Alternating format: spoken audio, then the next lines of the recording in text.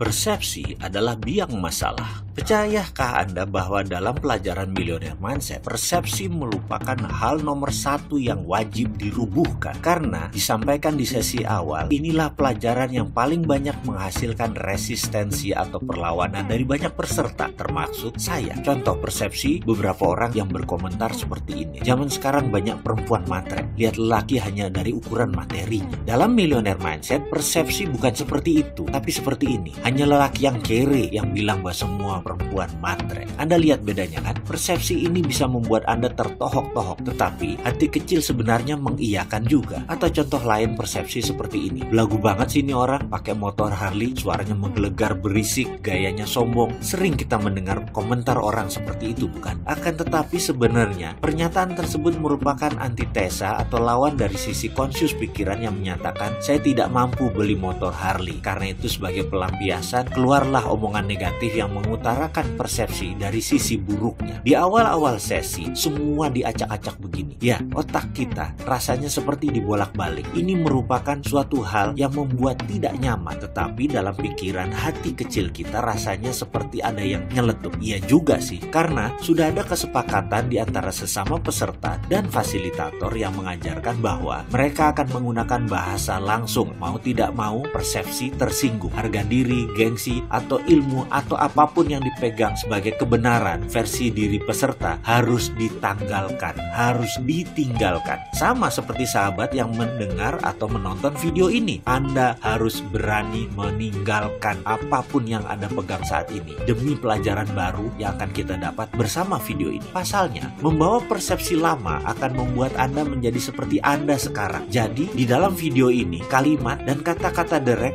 akan menjadi senjata percepatan pembelajaran. Contohnya ketika saya dijadikan subjek tanya jawab, Mr. Mardigu, what do you think about Bentley or Rolls Royce? Quick answer, no thinking please. Saya jawab, mobil mewah, mobil mahal, mobil orang kaya, mobil buat pamer. Good, that's a snap answer, very straightforward, and it shows that you are having a poverty conscious, katanya. Dia mengatakan bahwa saya memiliki kesadaran miskin, poverty conscious. Iya, dia bilang itu membuktikan bahwa saya memiliki kesadaran miskin. Sekali lagi, kemudian dia melanjutkan, kamu berjarak dengan kekayaan, karena itu kamu kerja sekuat tenaga, tapi pola pikir kamu miskin akan membawa kembali kamu ke dunia miskin. Saya terkejut dengan penjabarannya, tapi karena sejak awal sudah disepakati untuk tidak boleh tersinggung dan harus siap jika persepsi kita dirubuhkan, kata-kata tersebut pun rasanya nancep langsung ke akar pikiran bawah sadar saya. Bruce, how about you? Si fasilitator Geoff bertanya kepada peserta dari Filipina yang botak, skinhead. Dijawab cepat oleh Bruce, that's my car. Kontan seisi kelas tergelak. That's what you call prosperity conscious, tukas si Geoff. Ya, Geoff langsung berkata bahwa itu adalah kesadaran kemakmuran. Kalimat itu membawa saya melamun. Teringat kembali suatu masa ketika saya sedang berdialog dengan Ketut Mas Agung, anak ketiga dari keluarga Mas Agung, pendiri toko Gunung Agung, toko Wali Songo, pemilik Pullman Hotel, gedung Wisma Nusantara, dan banyak hotel lagi. Saya mengenal Ketut Mas Agung lebih dari 25 tahun, bahkan sampai saat ini kami masih seminggu sekali bertemu dan masuk dalam WA group bersama. Suatu hari saya bertanya kepada sahabat saya ini, bro, bagaimana asal muasal keluarga Mas Agung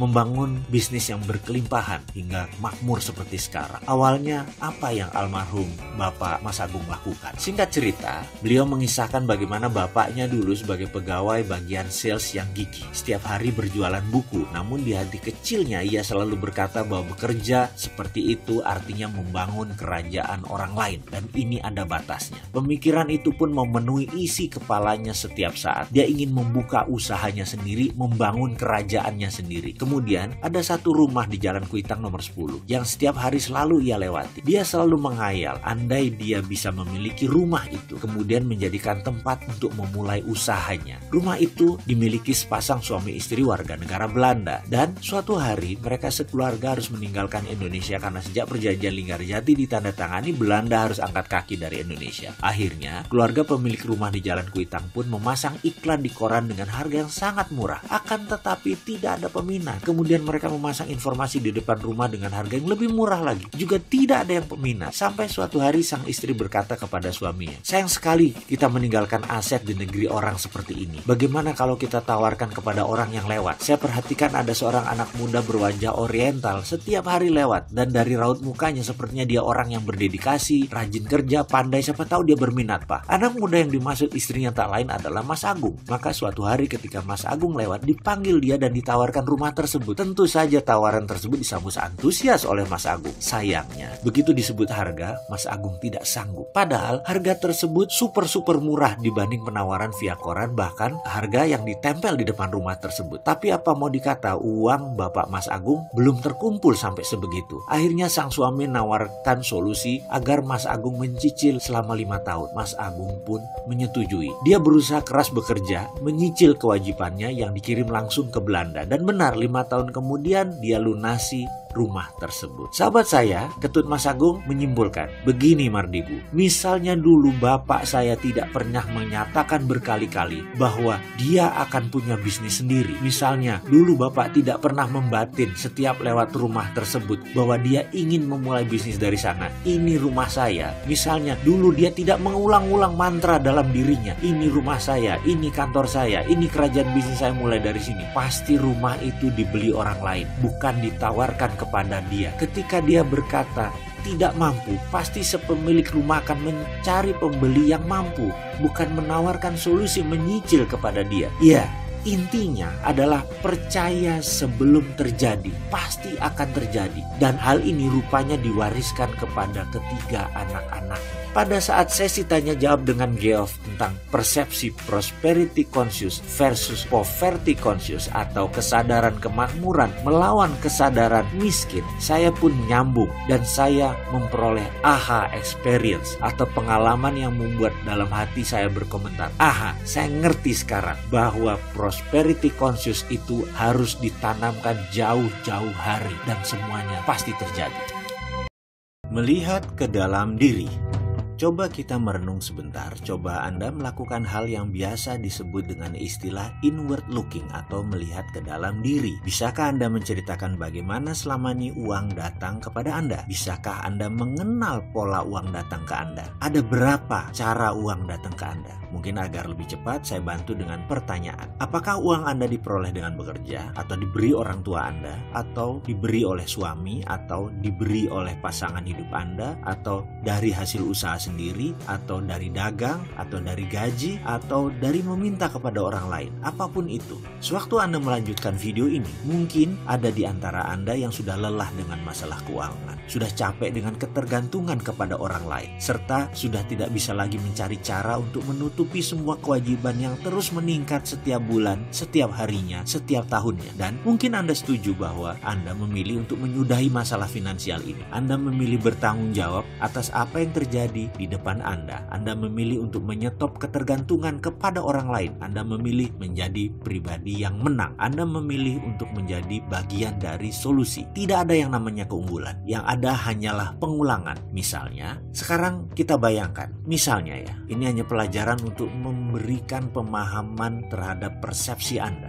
Bayangkan ada seorang perempuan cantik berdiri di dekat halte, dekat jembatan Semanggi di Jalan Jenderal Sudirman. Waktu menunjukkan pukul 12 tengah malam. Perempuan cantik dengan tinggi semampai berkulit putih tersebut berpakaian rapi, sesekali melihat jam di tangan kanannya. Ada beberapa orang berdiri bersamanya, tapi perempuan yang satu ini menarik perhatian karena kecantikannya. Kalau dilihat sekilas, usianya tak lebih 25 tahun. Make up-nya tipis, kecantikan alaminya terpancar. Anggaplah Anda sedang mengendarai mobil dan Anda berjalan perlahan di depan halte tersebut. Kira-kira apa yang terbesit pertama kali dalam pikiran Anda tentang perempuan cantik berdiri di sisi kiri jalan yang disoroti jelas oleh lampu merkuri dekat halte tersebut? Mungkin ada yang menebak, ini pasti cewek nakal sedang menjajakan diri. Atau ada juga yang menyatakan begini, mungkin perempuan ini baru pulang kerja shift malam dari hotel di Bilangan sekitar situ. Pokoknya macam-macam, pasti ada yang positif, ada yang negatif. Keduanya bergantung kepada template kepala kita masing-masing. Lantas, bagaimana template di kepala seorang tercipta? Mengapa manusia satu dan lainnya berbeda? Karena perbedaan itulah output atau hasilnya berbeda-beda juga. Ada manusia yang sukses, ada yang biasa saja, ada yang gagal, dan ada lagi beragam hasil lainnya. Template jalannya pikiran atau mind map tercipta karena sesuatu yang berulang-ulang terjadi dalam perjalanan hidupnya. Misalnya seseorang yang membaca koran lampu merah, atau dulu ada namanya pos kota, atau isi isi berita yang selalu negatif.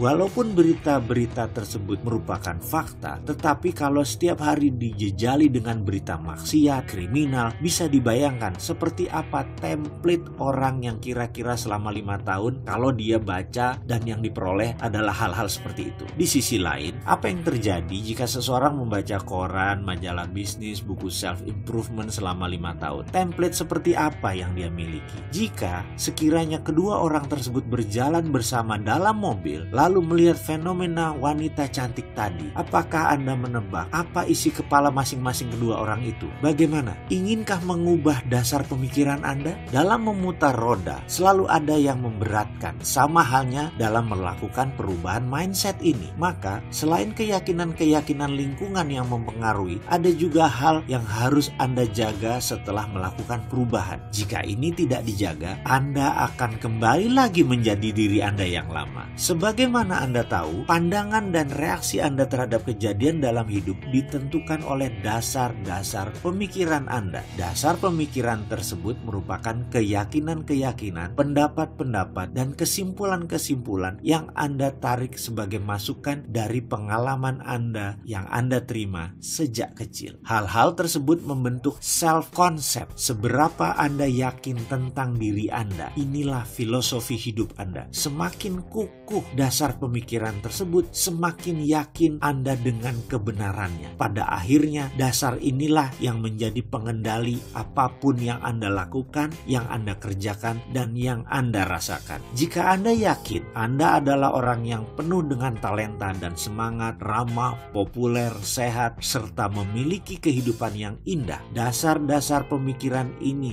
yang akan membawa Anda kepada penetapan sasaran hidup. Jika Anda belum memiliki template dasar tersebut, lakukan perubahan dan pasang template dasar tersebut dalam diri Anda. Lakukan seperti yang pernah dan terus saya lakukan. Ingat, yang penting bukan apa yang terjadi kepada Anda di dalam kehidupan ini, tetapi bagaimana reaksi Anda. Juga bukan dari mana asal Anda, tapi kemana tujuan Anda dan bagaimana Anda mencapainya. Sesungguhnya tujuan Anda hanya dibatasi oleh keilmuan dan imajinasi Anda. Padahal sebenarnya imajinasi itu tak terbatas. Jadi tujuan Anda sesungguhnya menjadi tak terbatas pula. Inilah dasar pemikiran dan keyakinan yang Anda perlukan untuk menunjang potensi sukses Anda. Dobrak mitos. Sayangnya, terdapat berbagai mitos yang kita dengar selama kita tumbuh menjadi dewasa. Mitos ini bisa menjadi penyabot harapan-harapan Anda dalam meraih sukses, di dalam meraih kebahagiaan, dan kepuasan di kemudian hari. Misalnya, Anda merasa sudah tua, Anda merasa ditakdirkan hidup susah, atau Anda merasa kurang pintar. Perasaan seperti ini adalah dasar pemikiran yang menimbulkan rasa rendah diri dan tidak mampu. Anda berasumsi bahwa orang lain lebih mampu, hanya karena Anda merasa saat ini mereka berprestasi lebih baik dari Anda. Perasaan rendah diri menetap jauh di lubuk self-concept. Dari mana ide-ide itu? Tentunya masa lalu Anda memberi sumbangan terbesar. Bisa didapat dari orang tua yang kurang paham mendidik anak. Bisa didapat dari lingkungan. Misalnya, Anda sering diabaikan, kurang mendapatkan perhatian, kurang mendapatkan kepercayaan. Sehingga mereka mulai membentuk keyakinan pada diri Anda bahwa Anda kurang mampu. Itu mitos. Itu tidak benar. Sudahi sekarang juga. Mulailah berbicara hal yang positif tentang Anda dengan hati riang dan lakukan berulang-ulang. Kata-kata yang paling berpengaruh dalam kosakata Anda adalah kata-kata yang biasa Anda katakan kepada diri sendiri. Kemudian Anda yakini kebenarannya. Dialog dengan diri merupakan penentu 95%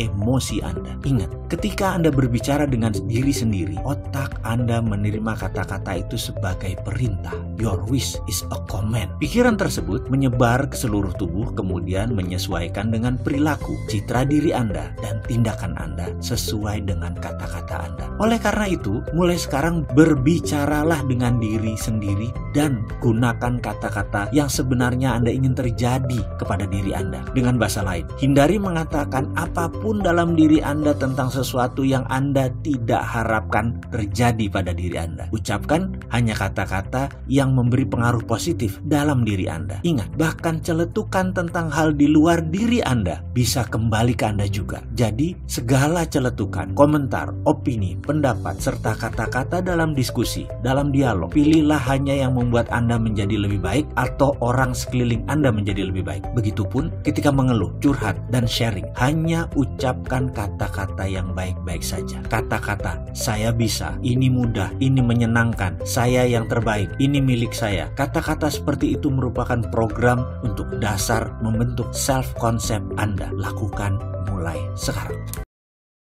Anda patut mendapatkan yang terbaik. Mungkin Anda sering mendengarkan keluhan seperti kata-kata krisis moneter, krisis ekonomi, susah dapat uang, susah cari kerja, dunia memang keras, dan lain sebagainya. Atau mungkin ada semacam kritikan yang Anda terima pada masa lampau. Hal-hal seperti ini menciptakan mitos yang merugikan, yaitu munculnya kepercayaan bahwa Anda tidak berhak atas kesuksesan. Ini sering terjadi karena mereka yang hidup dari keluarga yang terbatas pengetahuannya, lingkungan yang marginal, kurang pendidikan. Jadi ada mitos yang dipercaya oleh lingkungan seperti bahwa orang miskin itu hidupnya penuh hikmah dan nilai luhur, sementara orang kaya penuh dengan dosa. Ada pula yang mengatakan banyak harta membuat beban di akhirat nanti. Juga kata-kata sudah takdir kita memang begini, atau kata-kata yang bernada menyalahkan pemerintah yang kurang mengurusi rakyatnya. Ini cukup aneh. Mengapa hal ini terjadi pada diri kita? Dipersalahkan ke orang lain. Seseorang yang memiliki kesadaran self-concept kemakmuran yang tinggi menunjuk keluar hanya yang positif, kemudian menunjuk ke dalam lebih positif lagi. Misalnya, dalam kehidupan Anda dibesarkan dengan keadaan negatif dan hanya ingat hal yang negatif, tetapi ternyata Anda berhasil mengatasi masalah tersebut. Pikiran Anda harus tetap positif, dan yang lebih penting lagi, perasaan Anda pun harus tetap happy dan positif. Anda pasti sukses. Saran saya, Anda tetap harus menata template dasar-dasar nilai yang telah terbentuk dalam diri kita, seperti sindiran, kritikan, atau kesinisan yang pernah Anda alami. Hilangkan dengan menata di lapisan terbawah. Benar, Anda bisa menutup dengan citra dan pelajaran di awal, dan sebaiknya Anda melakukan secara terus-menerus agar tidak muncul ke permukaan hal-hal yang negatif tersebut. Jika Anda sempat menyimak catatan perjalanan kehidupan masa lalu saya lelah hidup tersandung-sandung. Saya jalannya terantuk-antuk. Di sanalah saya mulai melakukan perenungan sekali lagi. Saya mendefinisi ulang pikiran saya. Saya mengulangi kata-kata positif lagi terhadap diri maupun keluar diri. Terus menerus hingga sekarang. Dan semoga saja terus begitu di masa yang akan datang. Kini, saya ubah nilai-nilai lama saya. Saya ingin mengerjakan hal-hal yang saya cintai bersama orang yang saya cintai, mendapat ridho ilahi, dan hasilnya tak terhingga. Dalam pikiran, tentu data lama masih ada dan tetap ada. Tapi sebaiknya kita letakkan di dasar yang paling bawah. Sedangkan pikiran dengan data baru yang positif berada di lapisan atas. Jadi kita yang mengakses hanya lapisan atas saja terus. Sejujurnya, yang kita tata kali ini masih berkisar tentang materi. Kita masih harus bekerja keras untuk menata kesadaran tentang kesehatan, hubungan dengan keluarga, mendidik anak, dan lain sebagainya. Kita akan nanti sampai sana. Ada sebuah pemahaman baru yang akan masuk ke dalam pikiran Anda di chapter selanjutnya. Di sana Anda akan tersentak karena ada sesuatu yang berbeda di dalam pemahaman selama ini dalam pengertian mencari materi. Anda tidak perlu menjadi pengusaha untuk kaya raya, tak perlu modal besar untuk sukses. Bahkan Anda boleh dengan santai dan tetap mengerjakan apapun yang Anda suka dan Anda cintai. Anda tetap berhak untuk kaya raya, meskipun tetap dengan profesi Anda, dengan profesi keseharian Anda. Tidak ada ubah satu apapun, tidak perlu berubah drastis. Kalau Anda ibu rumah tangga, tak perlu menjadi pegawai meninggalkan anak-anak balita di rumah. Yang Anda butuhkan hanya merumbuhkan jangkar, dalam tanda petik, segala sesuatu yang membuat Anda miskin harus dihilangkan, yang selama ini menghalangi Anda dari tujuan Anda mendapatkan kemakmuran. Dan video ini tidak menjanjikan Anda untuk memperoleh rose garden, bahwa semuanya mudah, semuanya enteng, semuanya mudah membalik tangan. Tidak sama sekali. Yang harus disadari adalah semuanya dimulai dengan keyakinan, yaitu keyakinan baru. Jadi sekali lagi saya ulangi, siapa bilang mau kaya harus berbisnis? Siapa bilang sukses itu mudah, hanya perlu bekerja pintar tanpa modal, tanpa kerja keras? Kita akan luruskan semua itu. Saya jamin yang berbicara bahwa untuk sukses harus berbisnis, atau ada yang mengatakan sukses itu mudah tanpa kerja keras, tanpa modal, tanpa kerja pintar, adalah seorang pembelajar yang baik, tapi bukan pelaku yang menjalankan roda ekonomi. Yakinlah, yang berkata seperti itu pasti orang yang bertujuan baik. Namun bagi saya, niat baik tersebut sering misleading, membuat manusia lain jadi salah arah. Jadi pemahamannya harus diperdalam agar lebih benar, bukan hanya jargon. Saya tahu sekali niatnya memotivasi orang agar orang tidak patah semangat dengan kondisi saat ini. Saya juga paham sekali bahwa pemutar roda ekonomi saat ini banyak datang dari kalangan yang memiliki sedikit pendidikan sekolah dengan sedikit modal, bahkan ada yang tanpa modal. Cerita tentang orang-orang seperti ini menjadi semacam pendekatan mirroring agar satu rasa. Kemudian dibandingkanlah dengan kisah-kisah orang sukses di dunia yang juga tidak bermodal, tak berpendidikan. Tujuannya sama, yaitu agar memotivasi untuk bersemangat, dan itu tidak salah. Ini benar dan saya setuju sekali. Akan tetapi siapapun yang mengatakan hal tersebut sebaiknya menjelaskan lebih dalam lagi. Yang disebut begini, misalnya berbisnis properti tanpa modal, sebaiknya diterangkan lagi dengan benar. Itu broker properti atau pebisnis properti. Gak mungkin lah bisnis properti tanpa modal. Ini harus diluruskan. Kalau broker memang modalnya duitnya sedikit, karena memang tanah orang, aset orang, kita hanya menjual diri dan memasarkan. Fee yang didapat merupakan imbalan dari jasa kita. Lain halnya dengan pebisnis properti. Pebisnis properti belum mulai berjualan dan berbisnis sudah sibuk dengan biaya-biaya dan sudah keluar modal, mulai dari HO, undang-undang gangguan, AMDAL, IMB, dan lain sebagainya, dan itu sudah keluar uang. Dari mana katanya pebisnis properti nggak pakai modal? Itu broker, sekali lagi. Lalu berbisnis properti tanpa modal itu di mananya? Nggak ada kan? Udah deh, jadi kita harus jujur mengatakan bahwa bisnis pasti pakai modal, tapi kaya bisa tanpa modal. Jadi daripada ngusung woro-woro bisnis properti tanpa modal, menurut saya akan lebih baik jika menginformasikan, diperjelas. Misalnya, cara menjadi sales properti yang baik, cara melipat gandakan penjualan properti Anda, dan semacamnya. Menurut saya ini lebih jujur dan tidak memberi harapan palsu kepada orang-orang yang haus sukses. Ada juga yang mengusung jargon kerja pintar. Ini biasanya pemain bisnis MLM. Dan sekali lagi, ini bukan hal yang salah. Ini benar, kerja pintar. Karena kerja Anda hanya jualan produk. Anda tidak perlu memikirkan gudang, distribusi, administrasi, atau izin-izin. Anda tidak perlu susah-susah menciptakan merek dan lain sebagainya. Anda hanya perlu membangun sales team, berjualan dan memotivasi. Titik. Itu memang kerja pintar. Anda hanya mengerjakan 30% dari sisi bisnis. Namun, leader seperti itu tidak bisa mengatakan bahwa ber-MLM itu berbisnis. Ini hanya strategi salesmanship. Sales adalah bagian dari bisnis dan bukan berbisnis. Kalau Anda memiliki bisnis jaringan tersebut, barulah Anda menyebut diri Anda pebisnis. Ada juga yang mengatakan Bill Gates tidak menyelesaikan sekolahnya, atau Lim Swee Leong tidak sekolah. Pengusaha lain juga tidak sekolah formal, tapi pada kaya-kaya. Ini menimbulkan pemahaman yang keliru juga bahwa pendidikan itu tidak diperlukan untuk berbisnis. Enggak. Ini harus dibenarkan. Hal ini juga sebenarnya saya tidak menentang ada orang kaya dengan tidak sekolah. Bisnis memang open source, semacam pintu terbuka. Mau orang tidak berpendidikan, tidak beragama, tidak bermoral, kejam, baik hati, atau usaha jenis apapun, Anda bisa saja sukses. Bisnis sukses tidak bisa diklaim sebagai hanya tempat orang tidak berpendidikan. Itu tempat semua orang dengan latar ras apapun, agama apapun, dengan ilmu apapun. Bagi saya, maaf ya, ini hanya pendapat pribadi. Benarlah banyak orang tersebut tidak berpendidikan formal. Akan tetapi, kalau Anda berada dekat mereka, akan terasa bahwa ilmu mereka tinggi sekali. Ya, mereka sangat berilmu. Dan dalam menuntut ilmu, memang tidak diperlukan sekolah formal. Selama Anda bisa belajar, bisa berilmu, sekolah formal hanya pelengkap. Seorang Ciputra, misalnya, sejak lahir sudah melihat timbangan terigu, telur di matanya ketika orang tuanya berdagang. Dari bayi, dia sudah mengenal tawar-menawar, berjualan, menentukan harga, melayani pelanggan, walaupun saat itu hanya skala warung.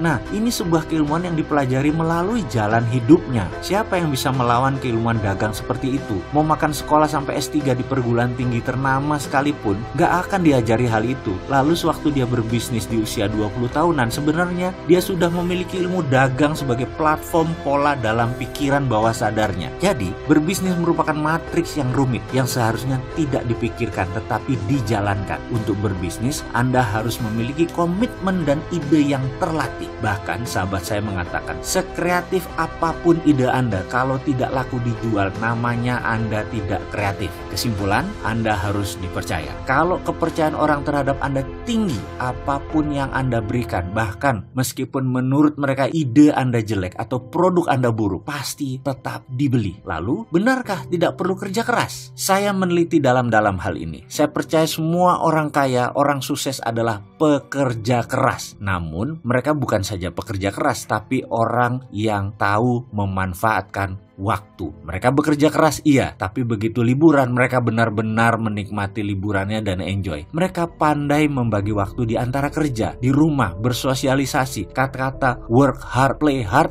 bukan sekedar jargon. Mereka melakukan secara harafiah. Perilaku kerja yang pintar, membagi waktu, itulah sesungguhnya yang disebut kerja pintar. Mereka diinfokan hanya main golf atau selalu datang siang ke kantor. Sudah ada sistem yang mereka kerjakan karena sudah ada direktur yang mengerjakan. Itu merupakan produk tahunan kerja keras mereka. Ibaratnya orang menanam mangga setelah 4 tahun panen, terus menghasilkan selama 25 tahun. Kalau dilihat 10 tahun, ya kelihatannya seperti orang yang santai. Namun kalau Anda melihat 4 tahun pertama hidupnya, mungkin Anda akan berkata beda. Mungkin Anda memandangnya sebagai seorang workaholic atau penggila kerja. Satu hal lagi, apakah untuk kaya atau sukses harus berbisnis? Nah, untuk hal ini saya sedikit berlawanan dengan banyak orang. Saya percaya untuk kaya atau sukses, Anda tidak perlu berbisnis. Dengan kalimat lain, untuk kaya ada ribuan cara. Berbisnis atau berwirausaha hanyalah salah satunya saja. Mau Anda berlatar belakang office boy, pedagang kaki lima, pensiunan olahragawan, TNI, guru, tukang las, ibu rumah tangga, tukang parkir sekalipun, sukses atau kaya adalah masalah perilaku atau attitude. Kaya atau sukses adalah produk sampingan dari sebuah perilaku kaya. Menabung, contoh perilaku orang sukses. Berinvestasi adalah perilaku orang sukses. Dipercaya adalah perilaku orang sukses. Dan banyak lagi perilaku pribadi sukses ini bukan hak prerogatif pebisnis. Itu hak prerogatif orang sukses. Anda menjadi good follower juga termasuk perilaku pribadi sukses. Anda seorang good listener juga termasuk pribadi sukses. Anda seorang pegawai atau seorang putus sekolah, Anda perlu memiliki kepribadian seperti itu untuk bisa sukses, yaitu good follower, good listener. Anda tidak perlu repot-repot membangun perusahaan blue chip. Anda bisa mempelajari dengan seksama di bursa, di equity crowdfunding, di Santara. Anda bisa lakukan itu. Lalu belilah dalam jangka panjang. Otomatis Anda sudah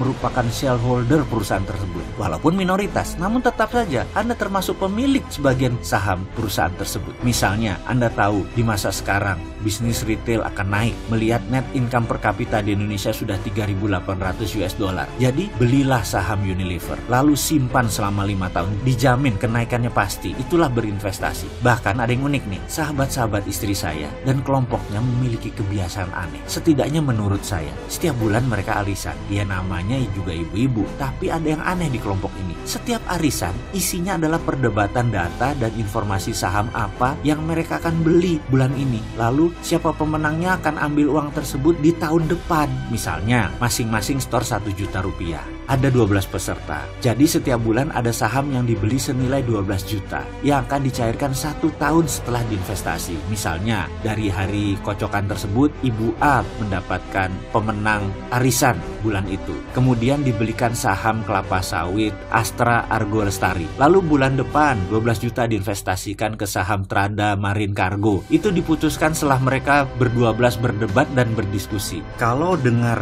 ceritanya seru juga nih. Saya yang dulu-dulu merasa arisan itu hal yang berbau sosialite dan hanya perilaku sosial semata, jadi melihat arisan dari sisi menarik sekarang. Jadi ke depan sukses dan kaya, sekali lagi bukan untuk mereka yang bekerja saja, alias siapa saja punya profesi apapun bisa sukses selama tahu dan berpikir sukses. Selamat melanjutkan video selanjutnya.